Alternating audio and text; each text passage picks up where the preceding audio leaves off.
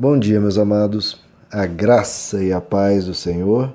Eu sou o pastor Rômulo Pereira, da Igreja Batista Palavra da Graça, e hoje nós vamos estudar o Evangelho segundo João, capítulo 14, verso 28, que diz: Vocês me ouviram dizer, vou, mas volto para vocês. Se vocês me amassem, ficariam contentes, porque vou para o Pai, pois o Pai é maior do que eu. Bom, quer dizer, aqui Jesus continua explicando aos discípulos que apesar dessa partida dele, é algo que a princípio assusta os discípulos, né? Ainda mais nas condições que se dará, mas não é para temer, que isso tudo é um plano de Deus para realizar uma obra que eles sequer conseguem conceber ou imaginar. Veja só, para os discípulos parecia o fim perder o mestre, né? Mas Jesus aqui trata de mostrar para eles que, na verdade, não era um fim, era o início de algo muito maior. O que Jesus quer dizer, queridos, é que a partida dele não seria uma mera humilhação, como, pelo menos visivelmente, parecia ser, né? Pareceria ser, e os discípulos poderiam pensar nisso. Nosso mestre foi humilhado, né? Foi de uma forma tão vexatória. Mas, na verdade, tudo aquilo redundaria numa grande exaltação. E é por isso que deveriam se alegrar, porque não era um fim do projeto de Jesus, não era o fim de um reino que sequer havia começado, não. Era o início de um reino que jamais teria fim. E Jesus, claro, que nós já comentamos, mas por que mais eles deveriam se alegrar? Porque, como Jesus diz, eu vou para lhes preparar lugar para onde eu estiver, vós estejais também. Então, Jesus foi preparar lugar para todos nós. Ele também nos disse, no capítulo 16, por exemplo, que ele vai para nos enviar depois o Consolador, o Ajudador. Então, ele precisa ir para a cruz, perdoar todos os nossos pecados, realizar essa obra de propiciação para poder enviar então a presença dele que transforma os nossos corações. E aqui a gente chega no final desse verso, que é um final um pouco estranho, né? Que muitas vezes embola a cabeça das pessoas, dá um nó, quando Jesus diz, o Pai é maior do que eu.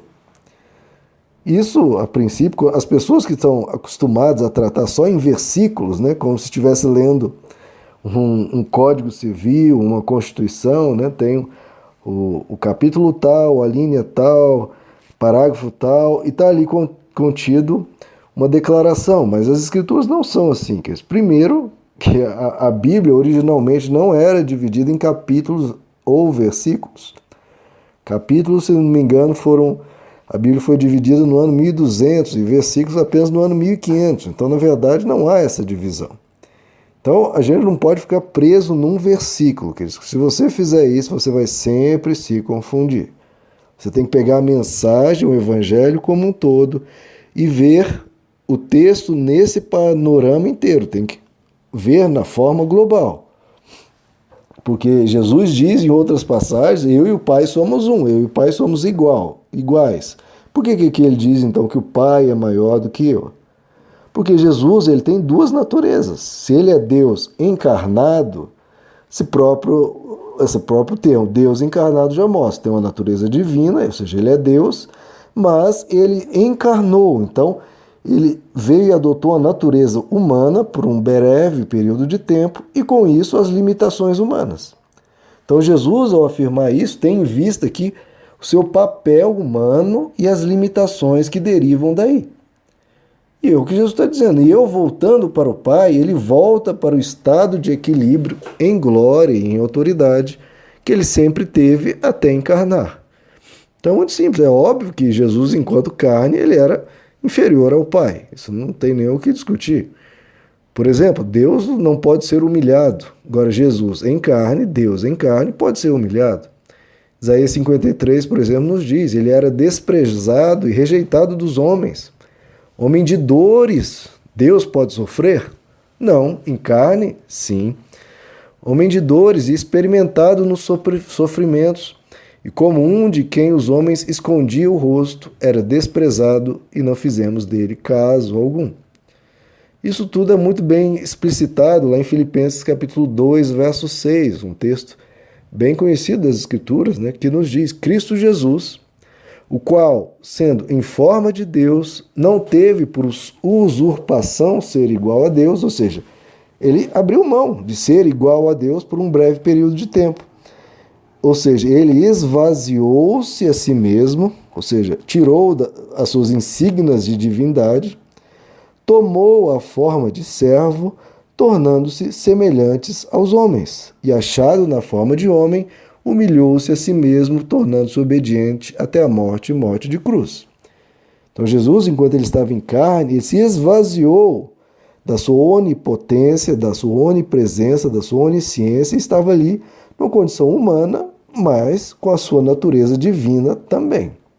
Apenas retirado, apenas se esvaziou desses poderes ilimitados por um breve momento. Agora, a quantidade de trechos onde Jesus e o Evangelho nos ensina a total igualdade entre Jesus e o Pai é absoluta, né?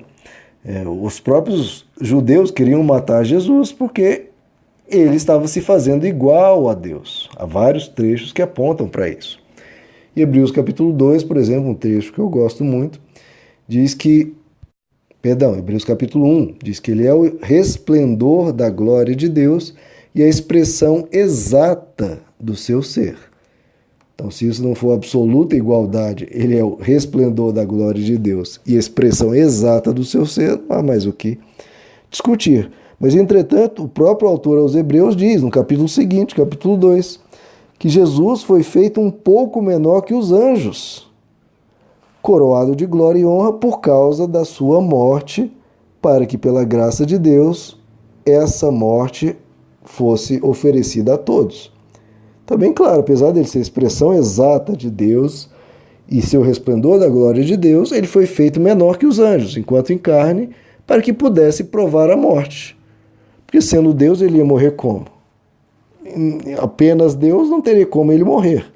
Porque é imortal, eterno, onipotente, ninguém pode ferir a Deus.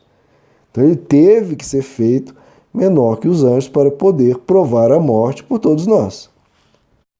Na teologia a gente conhece isso por uma expressão muito interessante, a expressão união hipostática, ou seja, uma união entre duas naturezas, a natureza divina e a natureza humana, que a gente chama de natureza hipostática. Então as pessoas se confundem porque às vezes Jesus está falando em nome da sua natureza divina, quando diz eu e o Pai somos um, etc.